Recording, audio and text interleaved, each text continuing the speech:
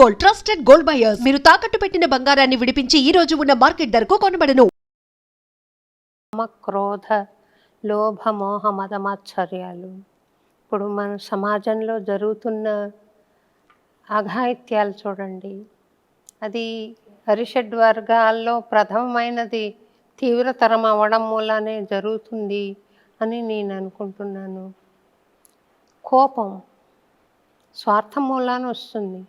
ఈ negative passions నుండి in general అడుగుతున్నాను, తప్పుకోవడానికి, వాటిని తొలగించుకోవడానికి, విశ్వజనీనమైన ప్రేమను పంచడానికి, అందరికీ వాళ్ళు వీళ్ళు అని కాదు, అందరి మీద నాకు ప్రేమ ఉంది అనే ఒక స్థితికి మనిషి రావాలంటే ఎటువంటి అభ్యాసం చేస్తే మంచిది?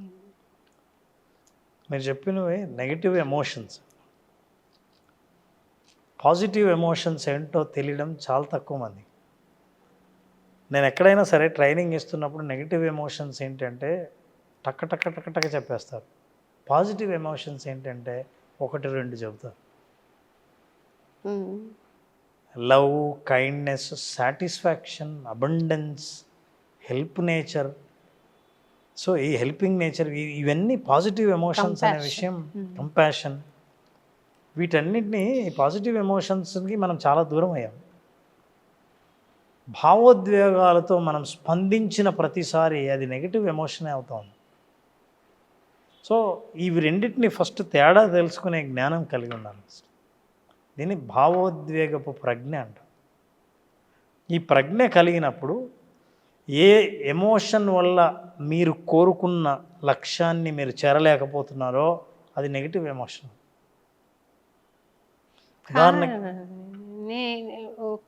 నా అనుమానం చెప్తాను. ఇప్పుడు కంపాషన్ అనేది ఉంది. ఆ దయాగుణంతో, నా వ్యక్తిగతంగా చెప్తున్నాను, మేబీ అది ఎక్కువ అయ్యి నేను ఎక్కువ ఫెయిల్యూర్ చవి చూడవలసి వచ్చిందేమో అని. ఒక దుర్మార్గుడు హింసిస్తుంటే వాళ్ళ పిల్లల మొహాలు చూసి నేను ఊరుకున్న, అంటే నేను ఫిర్యాదు చేస్తే రూపనామక్రియలు లేకుండా వెళ్ళిపోగలిగిన స్థితిలో ఉండి కూడా ఆయన పిల్లలు నన్ను అక్క అని పిలిచే పిల్లలు ఉండడంతో నేనేం చేయలేకపోయాను. అది వాళ్ళ పట్ల దయ కలగడం కదా. దాని మూలాన నేను గొప్ప అవకాశాన్ని కూడా పోగొట్టుకున్నాను. కానీ నాకు ఇట్లాగే బాగుంది. అంటే వాళ్ళు భోంచేశారు, వాళ్ళు చదువుకున్నారు, వాళ్ళు స్థిరపడ్డారు కదా. నేను కంప్లైంట్ చేసింటే జాబ్ పోతే వాళ్ళు ఎట్లా చదువుకుంటారు అనే ఆలోచన ఉంది. ఇది ప్రతిసారి పాజిటివ్ గుణం మూలాన లాభాలే రావు కదా, కంపాషన్ మూలాన అనేది ఒక అనుమానం ఉందండి. నేను కూడా లాభాల గురించి చెప్పలేదు.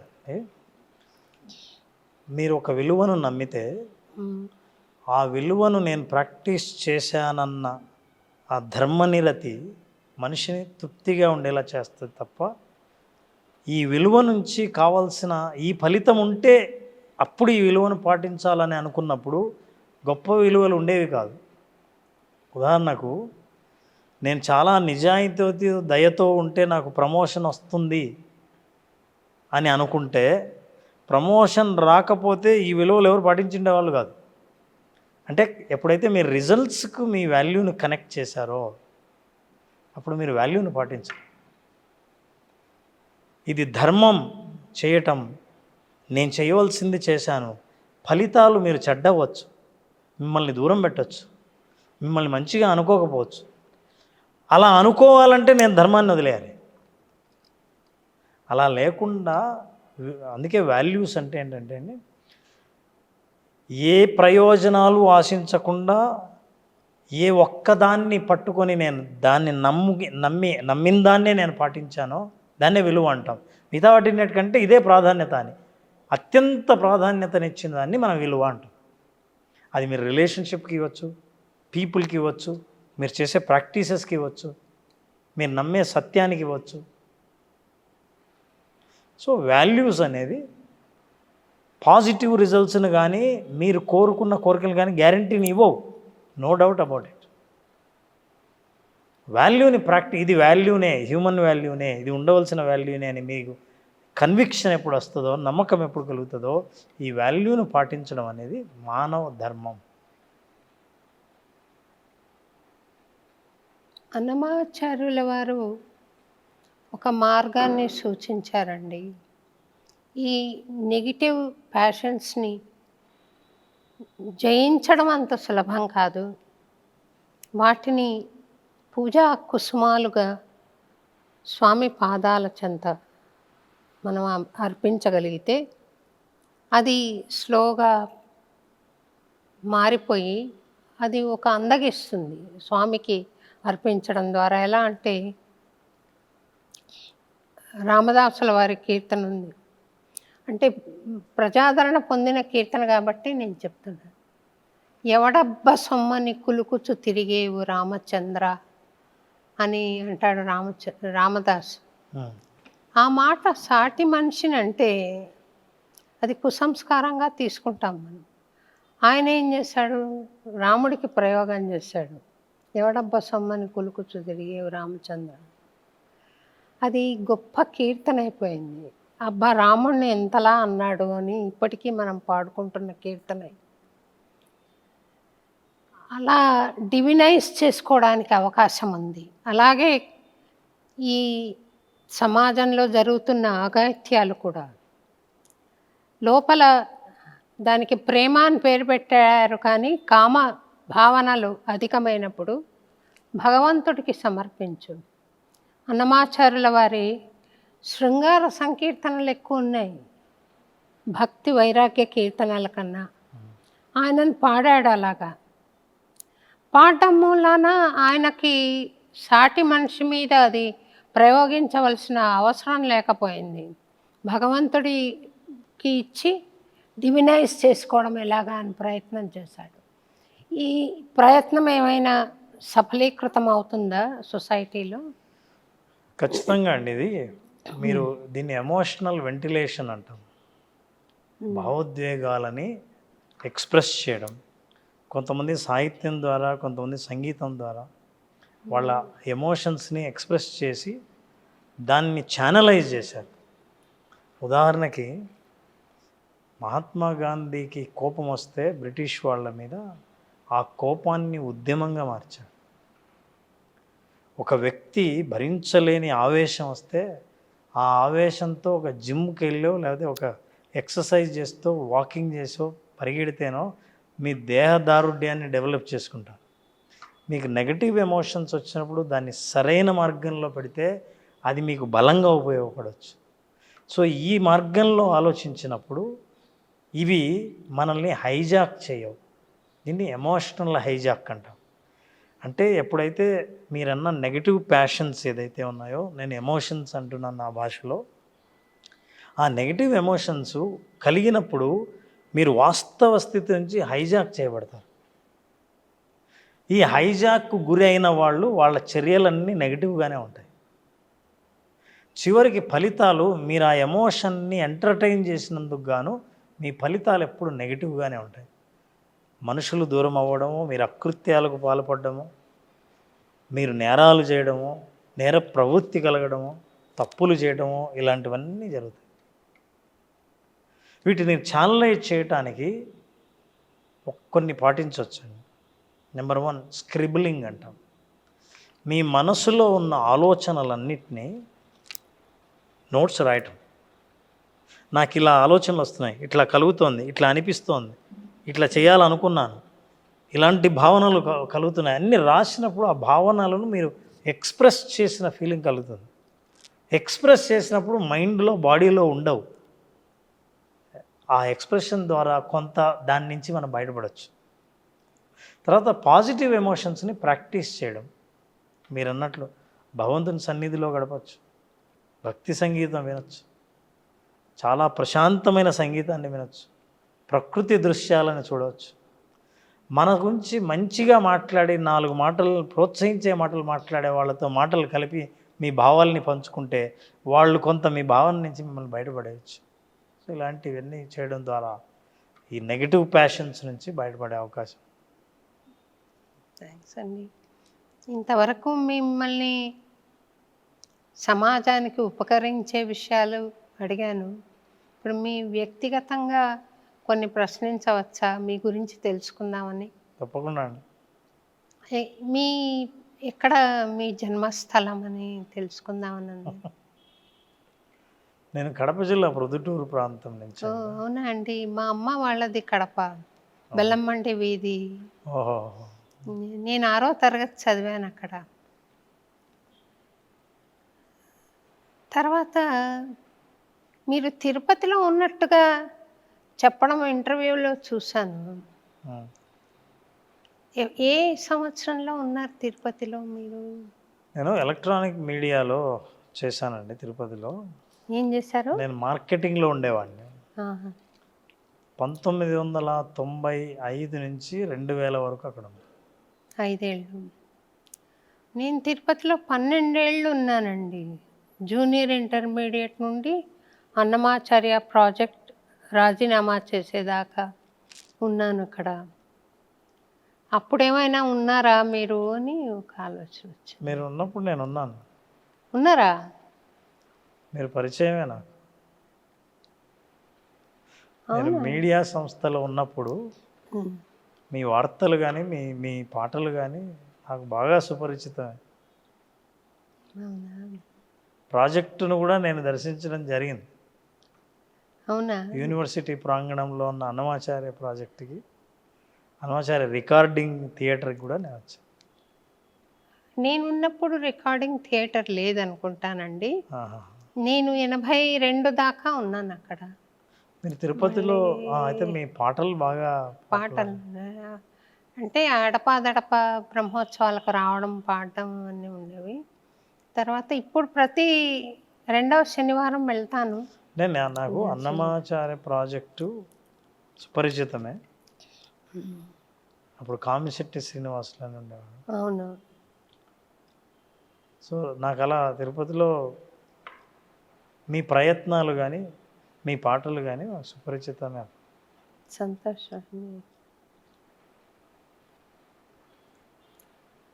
ఇప్పుడు హైదరాబాద్కి 95 to 2000 నుంచి ఉన్నానండి ఇక్కడ. ఇక్కడికి వచ్చేసారు 2000లో. ఇక్కడ జీ టీవీలో పనిచేశాను. నేను మాస్టర్స్ ప్రొఫెషనల్ కౌన్సిలింగ్ సైకోథెరపీ చేశాను. ఎంఫిల్ సైకాలజీ చేశాను వెంకటేశ్వర యూనివర్సిటీ. అవునా? నేను పిహెచ్డి చేస్తున్నాను. యూనివర్సిటీలో చేరి మా అమ్మ భయపెట్టింది. ఏమనంటే, నువ్వు ఎంఏలో చేరుతావా లేకుంటే పెళ్ళి చేసేనా అని. భయపడి ఫీజు కట్టేశాను. కూర్చున్న దగ్గర నుండి వాళ్ళ హిస్టరీ చెప్తుంటే నాకు 10-15 రోజులు కన్నా ఎక్కువ పోలేదు. నేను నాకు నచ్చక వచ్చేసేసాను. నేను వచ్చి సంగీతం వైపు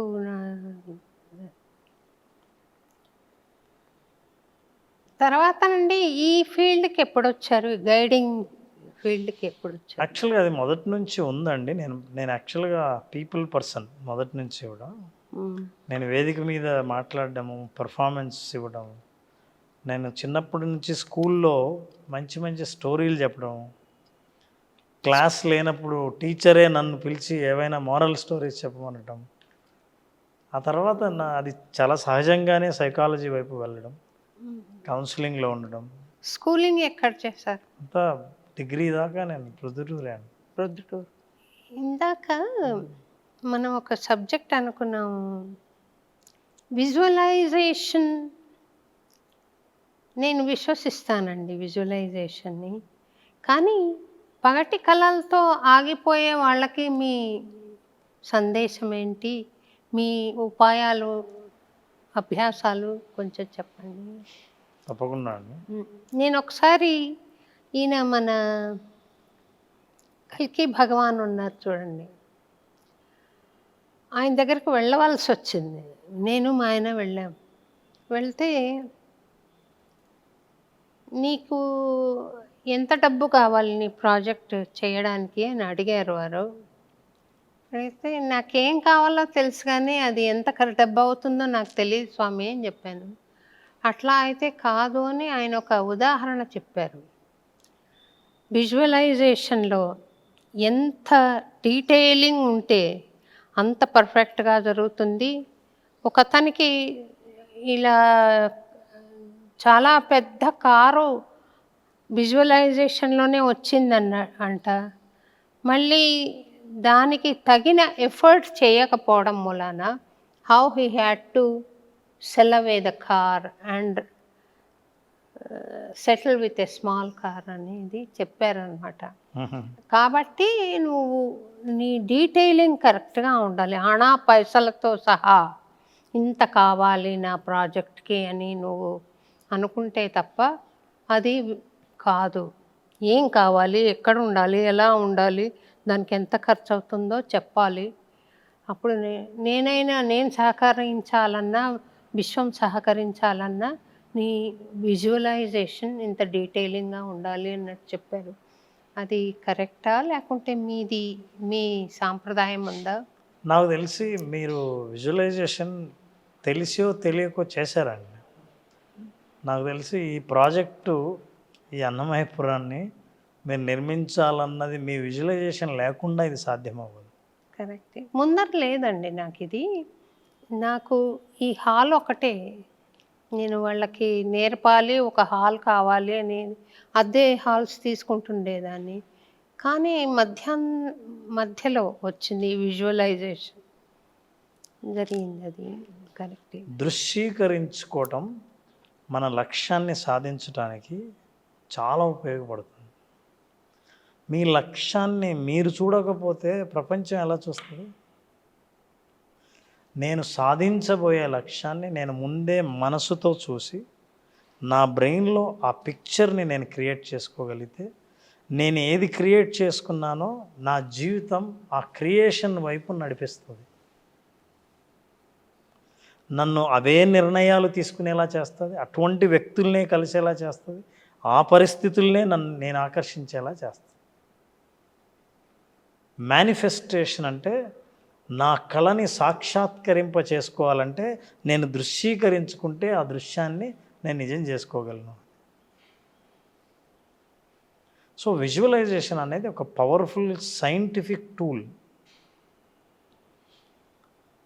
ప్రపంచవ్యాప్తంగా గొప్ప గొప్ప అథ్లెట్స్ కానీ, గొప్ప విజయాలు సాధించిన వాళ్ళు కానీ వాళ్ళ విజయాన్ని 2 సార్లు చూశారు. ఒకసారి మనసులో, రెండోసారి నిజంగా. So every success is created twice. అసలు ఈ ప్రపంచం, మనం ఇవాళ చూస్తున్న ప్రపంచం అంతా సృష్టి జరగడానికి కారణం సృష్టించిన వ్యక్తి. ప్రతి ఒక్కరు ఏ క్రియేషన్ అయినా, ఒక బిల్డింగ్ కానివ్వండి, ఒక నిర్మాణం ఏదైనా సరే, ఆ ఒక ఇంజనీర్ ఎలా ఉంటుందో చూడకపోతే దాన్ని కన్స్ట్రక్ట్ చేసిన తర్వాత చూద్దామని ఎవరు అనుకోరు. ముందే ఇలా ఉంటుందనే క్రియేట్ చేస్తారు. సో విజువలైజేషన్ అనేది అంత అవసరం. అయితే చాలామంది మీరు అన్నారు పగటి కళలతోనే ఆగిపోతాయని. విజువలైజేషన్ వరకు మీరు ఆపారు, మీ ప్రయత్నం ఏం చేశారు? అది important. Without action just visualisation become a dream. If you visualise the dream it becomes success, it becomes real. So care to achieve it అన్నారు ఆయన. Care to achieve it. So మీ కళ ఎలా ఉండాలంటే నిద్రపోయి కనే కళలాగా కాకుండా, కళగంటే నిద్ర కూడా రాని లేచి నిజం చేసుకుని సాకారం చేసుకునేటట్టు ఉండాలి. మన అబుల్ కలాం గారు dare to dream, care to achieve it అనేది కరెక్ట్. కళలు కంటే పెద్ద కళలనే కనండి, but you care to achieve. అందుకే గొప్పగా మనం దృశ్యీకరించుకోవాలన్నా, విజువలైజ్ చేసుకోవాలనుకున్నా, you need to be a dare enough. మీకు ఆ ధైర్యము, ఆ సాహసం ఉండాలి. మీరు ఇందాక అన్నారు కారు, పర్వాలేదులే అని సర్దుకుపోయే మనస్తత్వాలు ఉన్నంతకాలం సర్దుకుపోయే జీవితమే ఉంటుంది. సో విజువలైజేషన్లో మన లక్ష్యాన్ని నిర్ణయించడం, నిర్దేశించడం, నిర్మించుకోవటం, దృశ్యీకరించడం లాంటివి చేయడం ద్వారా మీ లక్ష్యాన్ని మీరు చేరుకుంటారు.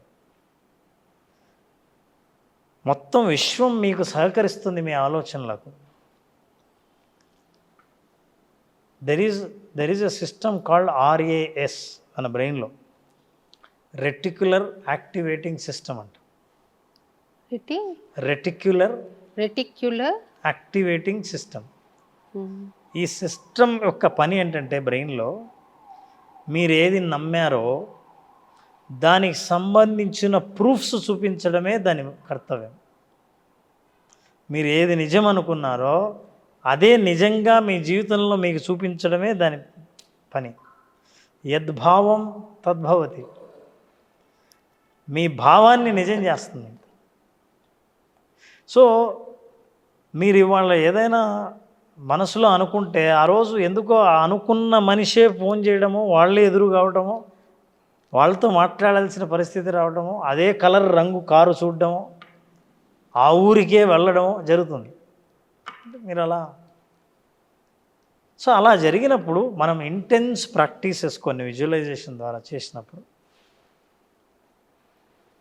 మిమ్మల్ని ఆ పరిస్థితులు, ఆ నిర్ణయాలు, ఆ యాక్షన్స్ ఇవన్నీ మీ చుట్టూ కనిపించడం మొదలు. అవకాశాలే లేవు అని అనుకున్న పరిస్థితుల్లో కూడా విజువలైజ్ చేసిన వాళ్లకు కంటికి ఎదురుగా అవకాశాలు కనిపించడం మొదలుపెడతాయి. అందువల్ల ఈ విజువలైజేషన్ ప్రయోజనం చాలా ఉంది. ఒక వ్యక్తి ఆపరేషన్ తర్వాత రికవర్ అవుతుంటే, రికవర్ అవ్వటానికి వేళ్ళు కదలకపోతే మీరు కదిలిస్తున్నట్టు విజువలైజ్ చేయండి అన్నప్పుడు నరాలు కూడా సహకరించాయి. స్పోర్ట్స్ మెన్ ఆడుతున్నప్పుడు తను అద్భుతంగా ఆడాలని క్రికెట్ కానీ బాస్కెట్బాల్ కానీ ఏ స్పోర్ట్ అయినా ఆడుతున్నప్పుడు నేను ఇలా ఆడాలి అని ఎంత విజువలైజ్ చేస్తామో బ్రెయిన్ అలాగే ఆడడానికి మీ శరీరాన్ని కూడా సహకరించేటట్టు చేస్తాం. ఇది విజువలైజేషన్. ఇందులో చాలా విషయాలు ఉన్నాయి, ఎలా ప్రాక్టీస్ చేయాలి ఏంటి అని. మనశ్శాంతితో ధ్యానంలో మీకు కావలసిన లక్ష్యానికి దృశ్యరూపం ఇస్తే, చెప్పండి, దృశ్యరూపం ఇస్తే మనం సత్యం అని కూడా అంటాం కదా. సత్యం మీరు తుమ్మితే సత్యం అని కూడా అంటాం కదండి. సో ఇప్పుడు నేను మాట్లాడుతుంటే విజువలైజేషన్ మీద మీరు తుమ్మారు, అది సత్యం అనుకోవచ్చు కూడా కదా. మీరు బ్లెస్ యూ అంటారేమో. బ్లెస్ యూ, చిరంజీవి అంటారు. సత్యమే మీరు అనేది, చాలా సత్యం అండి. ఇప్పుడు నేను మాట్లాడుతున్న మాటలు సహకరించడానికి ఈ యూనివర్స్ మీ చేత తుమ్ము తెప్పించి ఉండొచ్చుగా. కరెక్ట్ అన్నమాట. సో విజువలైజేషన్ ప్రాక్టీస్తో ధ్యానం ద్వారా ప్రశాంతమైన మనసులో దృశ్యాన్ని నిర్మించుకుని భావాల్ని కూడా, ఆ భావోద్వేగాల్ని కూడా అనుభవించడం ద్వారా మీ జీవన పరిస్థితుల్ని మార్చుకునే అవకాశం మన చేతిలోనే ఉంది అని చెప్పడానికి విజువలైజేషన్ సహకరిస్తుంది. థ్యాంక్స్ అండి. మనిషి విజయం సాధించడం ముఖ్యమా, మానవుడు అనిపించుకోవడం ముఖ్యమా, మంచి మార్గంలో పోవడం ముఖ్యమా, విజయం వైపు సాగడం ముఖ్యమా? ఎందుకంటే లోకంలో చాలా రకాల పరిస్థితులు ఉంటాయి. కొన్ని మానవీయ విలువల వైపు వెళ్తాయి. ఇందాక నేను చెప్పాను, నేను నాకేంటి సంబంధం అనుకుని ఉంటే అది వేరేలా ఉండేదేమో, ఇంకొంచెం ముందుకు వెళ్ళగలిగేదాన్నేమో, తెలీదు, వెనకబడేదాన్నేమో తెలియదు. కానీ పరిస్థితిని గమనిస్తే, అటు సైడ్ ఆలోచిస్తే నేను ముందుకు వెళ్ళగలిగేదాన్ని. కాకపోతే మంచి మనిషి అనిపించుకోవడం ముఖ్యమా, విజయుడు అనిపించుకోవడం ముఖ్యమా? విక్టర్, యాక్చువల్గా అయితే మీ ప్రశ్నలోనే ఆన్సర్ ఉంది, ఈ సమాధానం కూడా మీకు తెలుసు. అయితే నేను ఇందాకే మీకు మనవి చేశాను, కొన్ని నేను నమ్మిన విలువలు ఉన్నాయి, తెలిసిన విలువలు ఉన్నాయి, మిమ్మల్ని అడిగి మీ ద్వారా యువతకి తెలియజేయడం తప్పకుండా ముఖ్యం. పయనం ఎలా ఉండాలి, విజయం వైపు ఉండాలా, ధర్మం వైపు ఉండాలా? విజయం అన్నది పర్సనల్ డెఫినేషన్ అండి. విజయం అనే డెఫినేషన్ ప్రతి మనిషికి ఒకే డెఫినేషన్ కాదు. ఫర్ ఎగ్జాంపుల్, ధర్మాన్ని పాటిస్తూ నేను ఫెయిల్ అయినా అదే నా విజయం కావచ్చు. విజయం అంటే వస్తు సంపద సేకరించడమా, అందరికీ కనిపించేలాంటి ఆస్తుల్ని సంపాదించడమా? మీ దృష్టిలో విజయం అంటే ఏంటి అనేది పర్సనల్ డెఫినేషన్. నేను సాధించే ప్రయత్నంలో ఫెయిల్ అయినా అదే నా విజయం అని కూడా నేను నా డెఫినేషన్ ఇచ్చుకోవచ్చు. సో మీరు దేన్ని విజయంగా డిఫైన్ చేస్తున్నారు అనేది చాలా ఇంపార్టెంట్. నేను పర్సనల్ డెఫినేషన్ కాకుండా లోకరీతి ఒకటి ఉంది. ఇప్పుడు పద్మశ్రీ వస్తే ఒక గుర్తింపు, పద్మవిభూషణ్ వస్తే ఒక గుర్తింపు ఉంది. అది గుర్తింపు రాకపోతే ఒక స్థాయి ఉంది. అది వస్తే రికగ్నిషన్ సమాజంలో వేరేగా ఉంది. అది విజయమని గుర్తించే సమాజం ఉంది, ఒక భాగం, చాలా భాగం ఉంది. తక్కువ భాగం విలువలకి వాల్యూ ఇస్తారేమో, విలువల్ని ప్రోత్సహిస్తారేమో, విలువల్ని గుర్తిస్తారేమో. కానీ మంచి మనిషిని మనలో ఎంతమంది గుర్తించగలుగుతున్నారు సమాజంలో? లేదా విజయవంతమైన మనిషిని ఎంతలా గుర్తిస్తున్నారు అనేది నా ప్రశ్న. ఆ విజయం వైపు వెళ్ళే 2 మార్గాలు వచ్చినప్పుడు, నేను ఇటు వెళ్ళాను అనుకో నాకు అవకాశం వస్తుంది, నేను ఇటు వెళితే నాకు అవకాశం రాదు, కానీ ధర్మంని కాపాడిన దాన్ని అవుతాను అని పంగల్ రోడ్ అంటారు మన రాయలసీమ వైపు. ఇట్లా 2 రోడ్లు వచ్చింది. పంగల్ గురించి ఎట్లా అది దేనికి ఓటేయాలి మనిషి అనేది? మనిషికి 2 సమాధానాలు చెప్పుకోవాలండి. ఒకటి, నాకు సమాధానం నేను చెప్పాలి, సమాజానికి చెప్పాలి. నేను సమాజానికి సమాధానం చెప్పుకోవాలా, నాకు నేను సమాధానం చెప్పుకోవాలా అన్నది మొదటి నిర్ణయం మీరు తీసుకోవాల్సింది. సమాజానికి సమాధానం కన్నా నాకు కూడా లబ్ధి కదా. అదే ఆ లబ్ధిలో మీరు అది ప్రాధాన్యమైనప్పుడు నాకు నేను నా ఆత్మవిమర్శ, ఆత్మప్రశ్నని ఆపేయాలి. అది ప్రధానమైనప్పుడు. ఒకవేళ ఇది ప్రధానమైనప్పుడు దాన్ని నేను ఆశించకూడదు. గుర్తింపు కోసమే విలువలను పాటించడం, నేను ఏదైనా చేయడము అని అనుకుంటే గుర్తింపు బై ప్రోడక్ట్. సో నేరుగా గుర్తింపు కోసం చేసే ప్రయత్నాలు కాదు. మీరు చేసే ప్రయత్నం నిజాయితీగా ఉంటే గుర్తింపు దానంతట అదే వస్తుంది. మీకు తెలుసా, గుర్తింపు గురించి ఒక చిన్న విషయం చెప్తాను. చాలామంది జీవితంలో గుర్తింపు కోసం ప్రాకులాడినంతకాలం గుర్తింపు రాదు.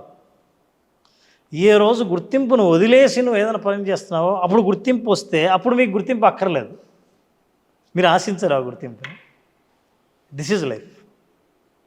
అయితే ఈ 2 అక్కర్లేదు, 3వ మార్గం కూడా ఉంది. ధర్మాన్ని పాటిస్తూ నేను ముందుకు వెళ్తుంటే నా ప్రోగ్రెస్ స్లోగా ఉంటుంది. నేను ఆస్తుల్ని సంపాదించలేను, కానీ ఆత్మతృప్తితో నేను బ్రతుకుతాను. అయితే నా జీవితం అతి సాధారణంగా, సహజంగా ఉంటుంది అని నేను ఎప్పుడెప్పుడైతే నేను త్యాగం చేయడం మొదలు పెడతానో, సామాజికమైన గుర్తింపు, అవార్డులు, రివార్డులు, వీటిని త్యాగం చేయడం మొదలు పెడతానో, ఈ వయా మీడియా 3వది, ధర్మాన్ని పాటిస్తా, నేను చేయవలసింది చేస్తా, నా ప్రయత్న లోపం ఉండదు. బలహీనతకు, చూడండి తేడా ఉంది, బలహీనతకు విలువల్ని నమ్ముకొని జీవితానికి రెండిటికి చాలా తేడా ఉంది. బలహీనతగా చూపించి మీరు ఫెయిల్ అయ్యి నేను ఈ విలువను పాటించాల్సిన అని చూపించక్కర్లేదు. విలువలను పాటిస్తూ, ధర్మాన్ని పాటిస్తూ మీ జీవితాన్ని అద్భుతంగా మీరు సాగించవచ్చు. అట్లాంటి జీవితాలు చాలా ఉన్నాయి. కాకపోతే అన్ని విలువలు వదిలేసిన వాడికి వచ్చిన గుర్తింపు రావాలని కోరుకోకపోవడమే మీరు చేయాల్సిన పని. సో అలాంటి జీవితాన్ని సాధించడానికి 3వ మార్గం ఉంది. ధర్మాన్ని పాటించండి, కానీ మీ జీవితం ఎలా సాగుతుందో ఆ జీవితాన్ని ప్రేమిస్తూ ముందుకు సాగండి అనేది ఇంపార్టెంట్. మా అక్కయ్య ఫ్రెండ్ ఒక ఆవిడ నాకు అడ్వైజ్ ఇచ్చింది, Shobha, don't keep company with failures, be always with the winner అని. అది మానవీయ విలువ ఎలా అవుతుందండి? ఎందుకు కాదండి, తప్పకుండా అది మంచి మాటే. అది అండి ఏంటంటే, నాలుక అన్ని పళ్ళ మధ్య ఉన్నా పళ్ళ మధ్య నలగాల్సిన అవసరం లేదు, తప్పించుకొని తిరుగుతూనే ఉంటుంది. విన్నర్స్ మధ్య ఉండటానికి వాళ్ళ ప్రాక్టీసులను నేర్చుకోవడానికి కాదు, మీకున్న ధర్మంతో వాళ్ళ ఇన్ఫ్లుయెన్స్ ద్వారా విక్టరీని, విన్నింగ్ని, సక్సెస్ని మీరు పొందే ప్రయత్నం చేయడానికి, అంతేగాని వాళ్ళలాగా జీవించమని కాదు. సో ఎప్పుడైనా సరే మన ఎన్వైరన్మెంట్, మన చుట్టూ ఉన్న వాతావరణం, వాటి ప్రభావం మన మీద ఉంటుంది. ఆ ప్రభావం వల్ల సక్సెస్ఫుల్ పీపుల్ చుట్టూ ఉండండి అంటే ఎవరు మీ దృష్టిలో సక్సెస్ఫుల్ పీపుల్ అనేది చాలా ఇంపార్టెంట్. అది కరెక్ట్ అండి. నీ దృష్టిలో ఎవరు సక్సెస్ఫుల్ పీపుల్ అనేది important. అంటే ఆమె చెప్పింది డబ్బులున్న వాళ్ళు చాలా రిచ్ పీపుల్ ఒక అతన్ని చెప్పింది, వారి దగ్గరికి వెళ్దామని ప్రపోజ్ చేసింది. చేసి నేను ఆయన ఇలాంటి పని చేశారు కదా, నాకు అది అబ్జెక్షనబుల్గా ఉంది అక్క అనడం వలన ఆమె be always with the winner not with the failure అని చెప్పిందనమాట.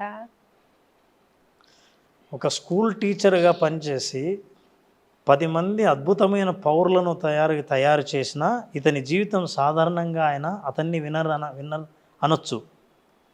ఒక స్కూల్ పండితుడు, ఆ టీచరు రిజైన్ చేసి ఒక ప్రైవేట్ స్కూల్ పెట్టి, కాన్వెంట్ పెట్టి, ఫీజులు వసూలు చేసి బాగా డబ్బు సంపాదించేస్తే దాన్ని మీరు సక్సెస్ అనొచ్చు. కానీ ఎవరిని మీరు విన్నర్గా, సక్సెస్ఫుల్ పీపుల్గా చూస్తున్నారు అన్నది మీ విలువను బట్టి ఆధారపడి ఉంటుంది. కరెక్ట్. సో రామ్ గారు, మీరు ఒక సంస్థను పెట్టి తద్వారా చాలామంది యువతీ యువకులకి కాదు, మనుషులకు ఇన్ జనరల్ మీరు ఒక మార్గాన్ని సూచిస్తూ మనస్సుని ఎలా మేనేజ్ చేసుకోవాలో చూపిస్తూ, మనసే నేను మొదట అన్న మాట మనోమూలమిదం జగత్ అన్న మాటను మీరు సమర్థించారు, కరెక్ట్ అన్నారు. నాకు సంతోషం. ఆ మనసు ఉంటే ధనం కూడా సంపాదించగలుగుతారు. కాబట్టి ఆ మనసుని మేనేజ్ చేసే దిశగా మీరు కార్యక్రమాలు రూపొందించి సమాజానికి ఎంతో సేవ చేస్తున్నారు. మీ సేవ అద్భుతంగా సాగాలని, భగవంతుడి అనుగ్రహంతో మీరు ఇంకా చాలామందికి సహాయం చేయగలిగే స్థితి మీకు రావాలని, మీ సేవలు సమాజం సరిగా ఉపయోగించుకోగలగాలని, ఈ జరుగుతున్న అద్భుతమైన సేవకు సరి అయిన గుర్తింపు సమాజం నుండి వచ్చి మీకు ప్రోత్సాహకరంగా ఉండాలని నేను స్వామిని ప్రార్థిస్తూ ఇంత టైం మాకు కేటాయించినందుకు మీకు కృతజ్ఞతలు చెప్తున్నానండి. మీరు అన్నమయ్యపురం రావడం నిజంగా సంతోషంగా ఉంది. నా దృష్టిలో మీరు రామ్ అని పేరు పెట్టుకున్నారు కానీ కృష్ణుడు పని చేస్తున్నారు. భగవద్గీత ప్రవచనం ఆయన అర్జునుడికి ఎలా చెప్పారో అలా మనుషులందరికీ మీరు చెబుతూ సన్మార్గంలో పెట్టడమే కాకుండా విజయం వైపు ఎలా వెళ్ళాలో సూచిస్తున్నారు. చాలా సంతోషం అండి మిమ్మల్ని కలవడం. చాలా సంతోషం అండి. నా కృషికి మీరు కృషి అని అన్నాను కానీ నా ప్రయత్నాన్ని మీరు ఇంతగా గొప్పగా చెప్పడం అతి సాధారణంగా, సహజంగా సమాజంలో చేతనైనంత సహాయం చేయాలనే ఈ ప్రయత్నం చేస్తున్నాను. సంతోషం. చాలా సంతోషం. Thank you.